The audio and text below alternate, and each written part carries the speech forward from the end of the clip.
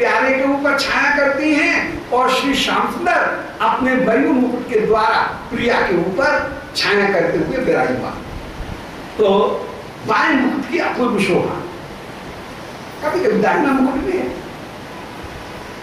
कोई रसिक जन बोले वो जिस समय श्याम सुंदर गोवर्धन धारण करें उस समय दाहिना मुकुट, जब रास करें उस समय बाएं।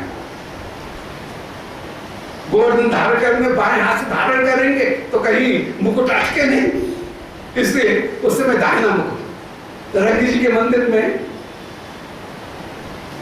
श्री मुकुट जो है वो दाहिना, दक्षिणा विधि में मुकुट जो है वो दाहिना है, और श्री निम्बार्क संप्रदाय में, गौड़ीय संप्रदाय में वहां पर मुकुट बाएं, बल्लभपुर संप्रदाय में दक्षिणात्य विधि में दाहिना मुकुट। तो कहीं दाहिना मुकुट कहीं बाएं मुकुट। और श्री महावाणी जी ने उसका संकेत किया कि आज मुकुट की छाया में श्री श्याम सुंदर जैसे श्री प्रिया को पथरा रहे हैं, अपने मुकुट की छाया करते हुए, बाएं जो मुकुट है उसकी छाया करते हुए श्री प्रिया को पथरा रहे हैं। तो बाएं मुकुट की भावना भी अपूर्व रूप से सुंदर प्रकट होती हुई विराजमान। तो गुरु भार धारण यही संभव है। वो बायां जो भार है वो सब बाईं ओर झुकाते हुए आप विराजमान हो रहे हैं। अब श्वसने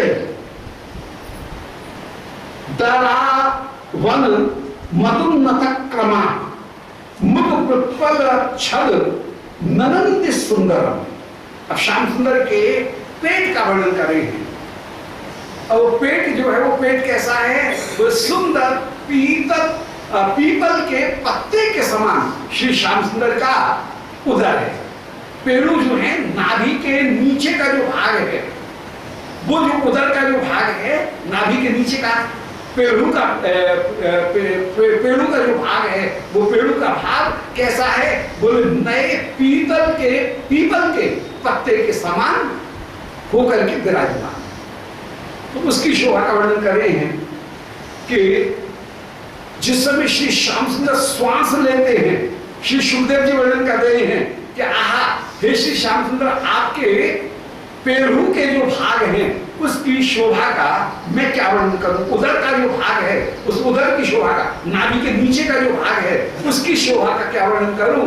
वो भाग ऐसा सुंदर प्रतीत हो रहा है जो कि श्वसने दर अवनम और उन्नम, अवनत और उन्नत, जब श्वास लेते हैं श्वास छोड़ते हैं उसके द्वारा वो जो उदर का भाग है वो कभी दबता है कभी फूलता हुआ विराजमान होता है। दर अवनमत और उन्नमत, कभी नीचे कभी ऊंचा होता हुआ विराजमान। जब आप पूरक करते हैं उस समय उन्नमत, जिस समय रेचक करते हुए विराजमान है, श्वास को छोड़ते हुए विराजमान है, उस समय वो ही जो भाग है वह कहीं पतला होते हुए विराजमान। जहां स्वाभाविक रूप से वो शोभा ज्ञानी कितने प्रयत्न करके पूरक कुंभक रेचक इनका निरूपण करता है। शास्त्रों में वर्णन किया गया कि इड़ा पिंगला इनके बीच में सुषुम्ना जो नारी है, ये तीनों नारियां हैं। अब यदि इड़ा के द्वारा श्वास ली जाए और उसको रोक करके पिंगला के साथ में छोड़ा जाए, छोड़ने में इतनी सावधानी रखी जाए कि कहीं इड़ा और पिंगला से रगड़ करके वो श्वास न चले। प्राणायाम की विधि जो शास्त्रों में वर्णन की गई, उसमें जो श्वास है उसको हल्के प्रकार से उसको सूक्ष्म बनाते हुए जब चला जाए, और बजाय इसके कि वो इड़ा से भिड़ करके चले या पिंगला से भिड़ करके चले, वहां से सूक्ष्म होते होते वह सुषुम्ना के मार्ग से बिना भिड़े हुए स्वाभाविक रूप में सूक्ष्म से सूक्ष्म होकर के जब चले, तो वो स्थिति कहीं प्राणायाम में जो प्राणायाम की सिद्धि की जो स्थिति है, मन की एकाग्रता को प्राप्त कराने वाली जो स्थिति है, उसको योग में उस प्राणायाम की पद्धति को निरूपण किया। यम नियम आसन प्राणायाम, तो प्राणायाम की जो पद्धति है उसको योग में शुरू तो किया जाएगा इड़ा के द्वारा, पिंगला इड़ा से श्वास लेकर के अनुलोम और प्रतिलोम करते हुए, इड़ा के द्वारा श्वास लेकर के प्रतिलोम के द्वारा उसको छोड़ा जाए, फिर प्रतिलोम से श्वास लेकर के और इड़ा के द्वारा उसको छोड़ा जाए, और परंतु उसको छोड़ते समय इतनी शांति के साथ में श्वास ली जाए और श्वास शांति के साथ में बिना झगड़े के, बिना रगड़ा देते हुए वो श्वास को सूक्ष्म बनाते हुए, वो श्रीमद् भगवद गीता में कहा गया विषतंतुवत्, कमल के नाल को तोड़े तो उससे जो धागा निकलता है, उस धागे के निकलने के समान वो श्वास को सूक्ष्म बनाते हुए विराजमान हो। भगवद गीता में भी वर्णन किया, श्रीमद् भागवत में भी उसका जो प्राणायाम है उस प्राणायाम का श्रीमद् भागवत में भी वर्णन किया गया। जहां अष्टांग योग का श्री कृष्ण उपदेश दे रहे हैं, वहां पर उसका वर्णन करते हुए विराजमान। तो ज्ञानी कितना प्रयत्न करता है उस सांस को कहीं प्राणायाम को वशीभूत करने का। हम लोग तो जानते नहीं हैं, योग की पद्धति का भी सुनी सुनाई बात कह रहे हैं, परंतु योग की जो पद्धति है, जो करते हैं, जो योगी जन हैं, वे कितना प्रयत्न करते हैं, परंतु यहाँ पर उसी की वो संकेत करते हुए कह रहे हैं कि श्वसनई दर अवनमन और उन्नमन, श्वास लेते समय धीरे से दर माने हल्के रूप में, उन्नमन और अवनमन, जहां पर उदर ऊंचा हो रहा है, नीचा होते हुए विराजमान है। मधु पिप्पल छद ननंद सुंदरम, वो पेड़ों का जो भाग है, उधर का भाग श्री श्याम सुंदर का कितना सुंदर, जैसे पिप्पल दल निनंदी, पीपल के पत्ते की भी निंदा कर देने वाला, ऐसा सुंदर वो श्री श्याम सुंदर का उधर का भाग। तो पिप्पल छद, छद माने पत्ता, पीपल का जो पत्ता, उसकी भी निंदा करने वाला परम सुंदर श्री श्याम सुंदर का उधर का भाग। निज तुंद, ऐसा जो तुंद, तुंद माने वही उधर का भाग। इंदु बदना मणि सृजा नैसी क्वचिन नटल रंग भूमिता, वो उस उदर के भाग का, नाभि के भाग का दर्शन करके श्री विश्वानंदिनी जिस समय श्री श्याम सुंदर के उस नाभि के भाग का दर्शन कर रहे हैं, उस समय इंदु वदना, चंद्रमा के समान मुख वाली वे श्री किशोरी जी मणि सृजाम नयति नटन अनंग भूमिका, वे श्री विश्वानंदिनी उनका हार अपूर्व रूप से नटन अनंग भूमिका, नृत्य में कोई अपूर्व अनंग की भूमिका को प्राप्त करते हुए विराजमान। सामान्यतः बूढ़ा चक्र, अर्थात कभी प्रेम विलास विवर्त की जो स्थिति है, उस प्रेम विलास विवर्त में श्री प्रिया के वक्षस्थल के ऊपर विराजमान वो हार, वह श्री श्याम सुंदर की उस नाभि के ऊपर, श्याम सुंदर के वक्षस्थल के ऊपर अपूर्व रूप से नृत्य करते हुए विराजमान हो रहा है। चिंताय प्रिया का दर्शन करके, श्याम सुंदर का दर्शन करके स्वाभाविक रूप में भी श्री प्रिया की जिस समय श्वास प्रश्वास वृद्धि को प्राप्त होती हुई विराजमान हो, उस समय तो वो प्रिया के श्वास उन्हीं के क्रम के अनुसार वह अपूर्व रूप से कहीं नृत्य करते हुए विराजमान है ही। प्रिया के वक्षस्थल के, उत्तुंग वक्षस्थल के ऊपर झोटा खाते हुए तो मणि सृजाम नयसी क्वचित नटन अंग भूमिता, वो कहीं नृत्य करने की भूमि रंगमंच को प्राप्त करते हुए, अभी वो हार, उसके लिए रंगमंच कौन सा हो रहा है? प्रिया का वक्षस्थल, वक्षस्थल के ऊपर विराजमान जो हार है वो प्रिया के वक्षस्थल के ऊपर अपूर्व रूप से झोटा खाते हुए विराजमान, और वो ही हार कभी रस विशेष में, प्रेम विलास विवर्त में कभी श्याम सुंदर के वक्षस्थल के ऊपर भी झोटा खाते हुए अपूर्ण रूप से प्रेम विलास विवर्त में वह प्राप्त होते हुए विराजमान हो रहा है। तो जो उधर जो वक्षस्थल वह प्रिया के मणिहार के नृत्य करने की रंग भूमि स्वरूप को प्राप्त करके अपूर्ण रूप से विराजमान हो रहा है। ऐसे सुंदर उस हार की शोभा, और उस हार की शोभा का जो परम रसिक जन है, वे रसिक जन अपनी अपनी योग्यता के अनुसार उसका वहां तक उसका अनुसंधान वे कर सकेंगे। पुनसी इंद्रांक लत का विराजते। अब श्याम सुंदर के वक्षस्थल पर सामने, श्याम सुंदर के वक्षस्थल के ऊपर इंद्रांक लतिका विराजते। इंद्रांक लतिका माने श्रीवत्स का चिन्ह विराजमान है। अब श्रीवत्स को लेकर के तीन भावनाएं कहीं पुराणों में वर्णन किया गया है, वो श्लोक बड़ों से कहीं प्राप्त हुए हैं कि दक्षिणावर्त रोमाली श्रीवत्सम दक्ष भागकम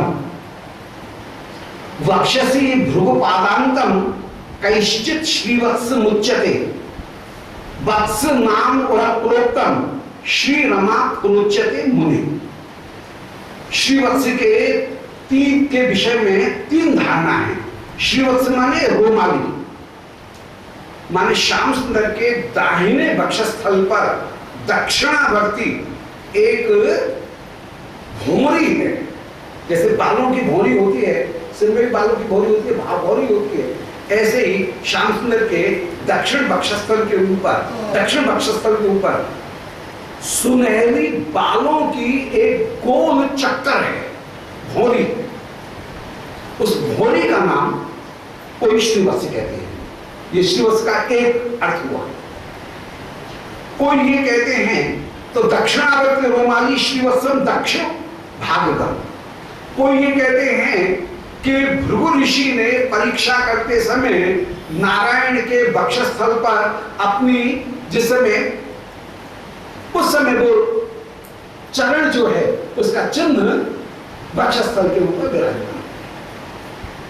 तो वक्षस्वी भृगु पादांकम, भृगु ऋषि का पादांक, वह उसका नाम श्रीवत्स कोई कहते हैं।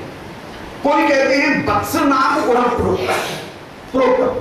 वत्स माने वक्षस्थल और उस पर श्री माने लक्ष्मी ही साक्षात रूप से चमकनी होकर के भौरी के रूप में विराजमान। कुल मिलाकर के बात ये हुई, इन तीनों अर्थों को मिला, तीन अर्थों को अलग अलग किया। किसी ने अर्थ किया रोमाली, किसी ने कहा लक्ष्मी, किसी ने कहा भृगु ऋषि के चरणों का चिन्ह। ये तीन अर्थ हो गए, पर तीनों को तीन चीज नहीं मानेंगे, तीनों को एक ही मानेंगे। माने एक रोमाली ऐसी है, रोमों की पंक्ति ऐसी है जो सुनहरी रंग की है, भौरी है, और वो भौरी साक्षात लक्ष्मी ही है। तो एक गोल ऐसा गोला है, दाहिनी तरफ घूमता हुआ भौरी का बालों का गोला है, उसका नाम श्रीवत्स है। उसके नीचे एक हल्की सी टेढ़ी रेखा है, उसका नाम श्रीवत्स है।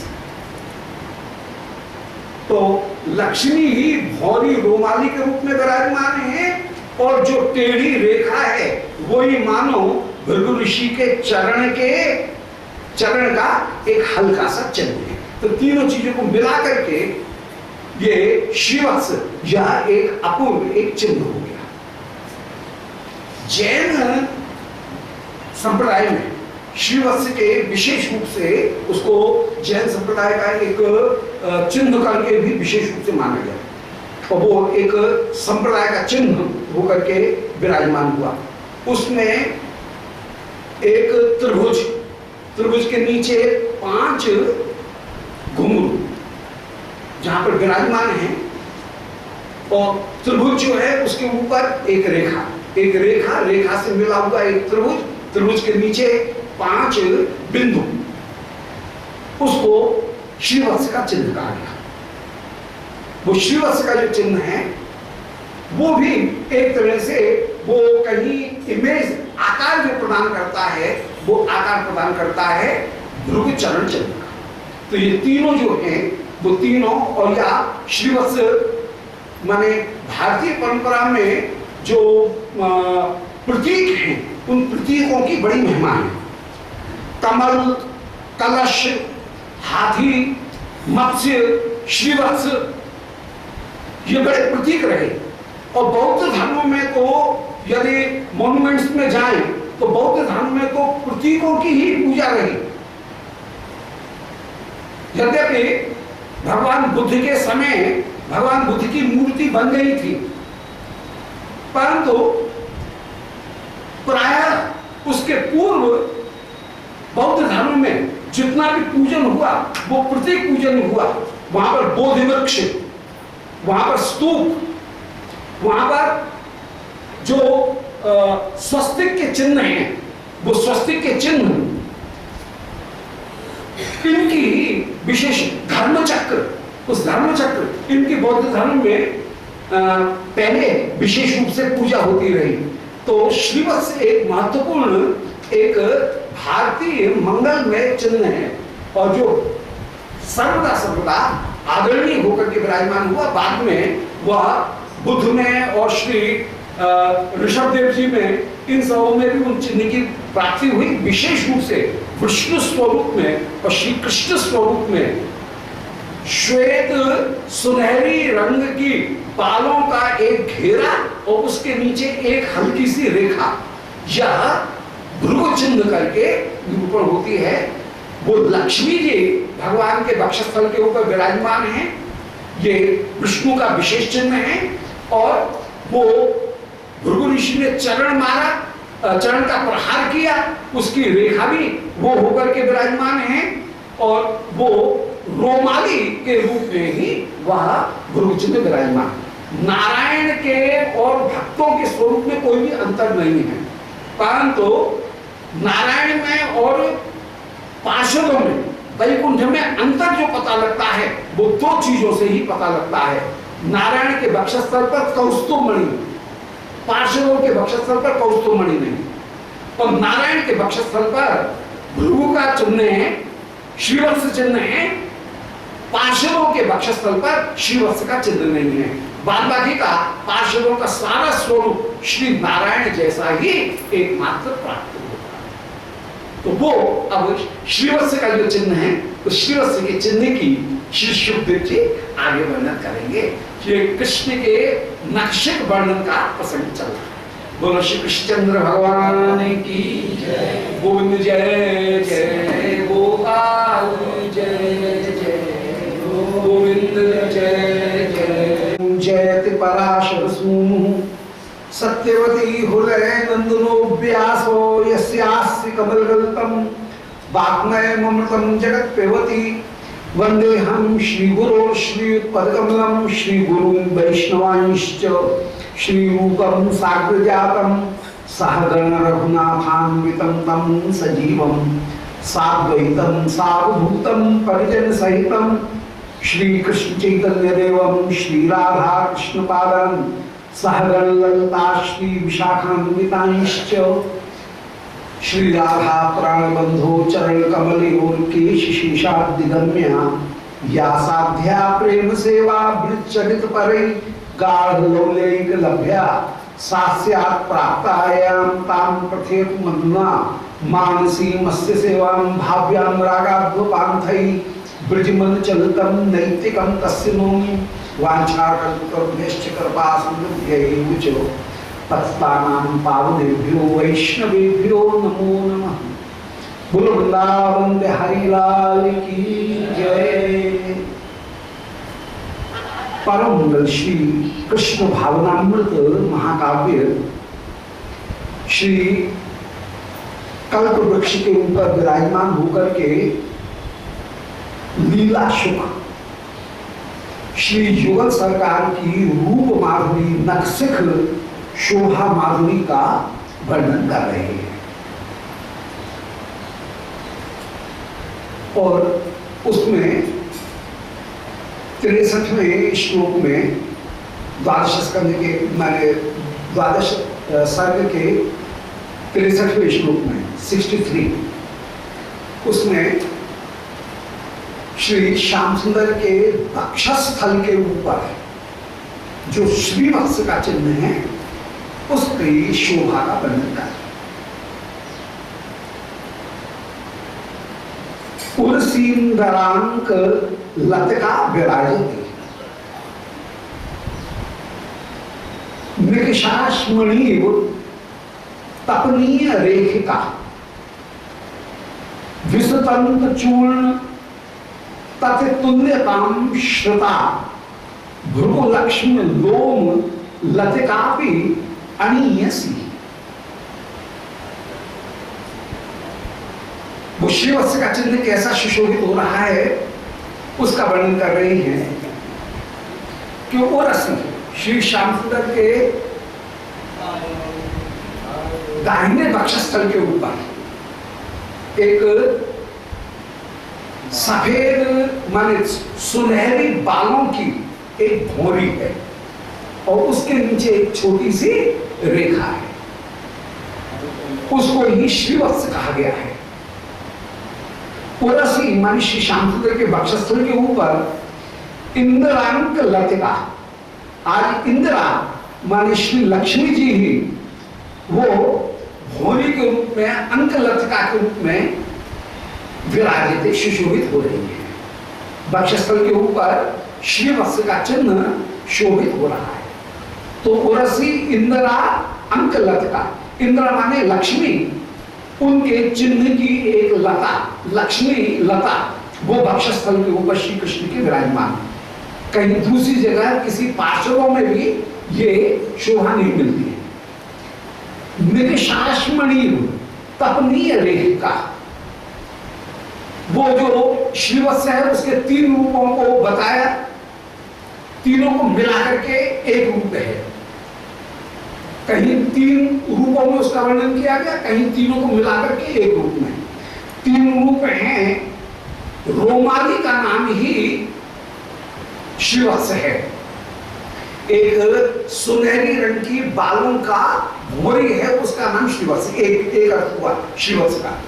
दूसरा एक अर्थ हुआ भृगु ऋषि ने श्री कृष्ण के वक्षस्थल के ऊपर, नारायण के वक्षस्थल के ऊपर जो चरण का प्रहार किया, वो उनके चरण का चिन्ह वक्षस्थल के ऊपर विराजमान। ये दूसरा श्रीवत्स का अर्थ हुआ। और एक तीसरा है कि श्री लक्ष्मी जी ही वक्षस्थल के ऊपर साक्षात रूप से विराजमान, वो लक्ष्मी ही लग रही है।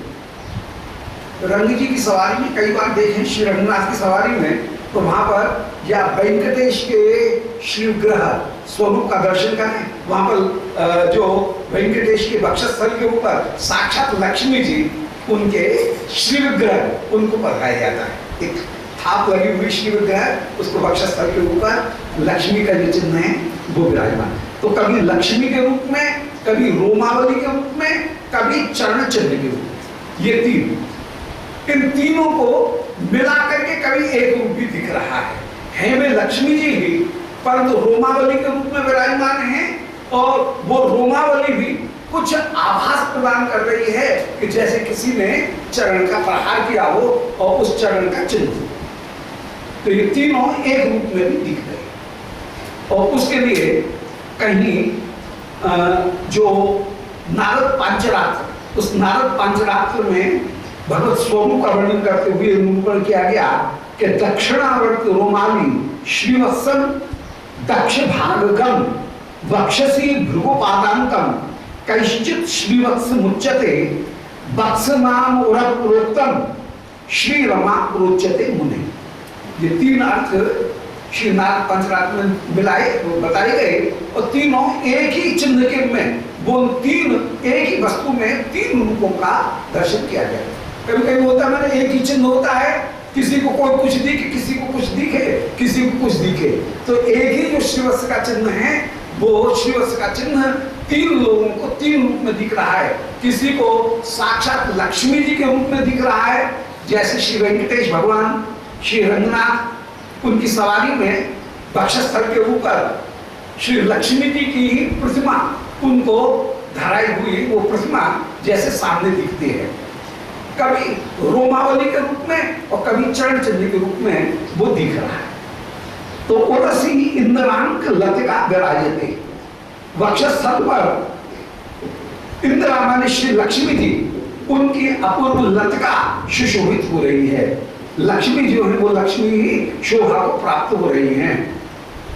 जो लक्ष्मी की वो श्रीवत्स की रेखा कैसी लग रही है उसके लिए एक उपमा दे रहे हैं कि निकषाश मणिव तपनीय रेख का, कि मानो निकष रूपी अश्ममणि में, निकष अश्ममणि कहते हैं बोलचाल की भाषा में कसौटी, कसौटी के पत्थर के ऊपर, निकष माने कसौटी, कसौटी का अश्म माने पत्थर, जो कसौटी का जो पत्थर है उसके ऊपर तपनीय रेख का, जैसे कोई सोने की चमकीली रेखा शोभा को प्राप्त हो रही हो, ऐसे श्री श्याम सुंदर का वक्षस्थल वो तो है एक कसौटी का के आकार का, कसौटी के रंग को प्रकट करने वाला एक विशाल पत्थर वक्षस्थल कसौटी के समान सुशोभित हो रहा है और उसमें लक्ष्मी का चिन्ह वो ऐसा लग रहा है जैसे कोई तपनीय रेख का, सोने की रेखा या चमकती हुई रेखा शोभा को प्राप्त हो रही है। अथवा वो जो रोमावली है वो रोमावली कैसी लग रही है कि विषतंतु चूर्ण तते तुल्यता श्रुता। विषतंतु कहते हैं कमल को यदि तोड़ दिया जाए तो उससे जो लाभ निकलती है, उसका जो धागा निकलता है उसको कहते हैं विषतंतु। विष कहते हैं कमल नाल, कमल के नाल को तोड़ने पर जो धागा निकलेगा, कभी कभी सुदर्शन की पत्ती को तोड़ो उसमें भी धागा निकलता है, तो विषतंतु जो है कमल नाल उसको तोड़ने पर जो बारीक धागा निकलते हैं, तो विषतंतु चूर्ण मानो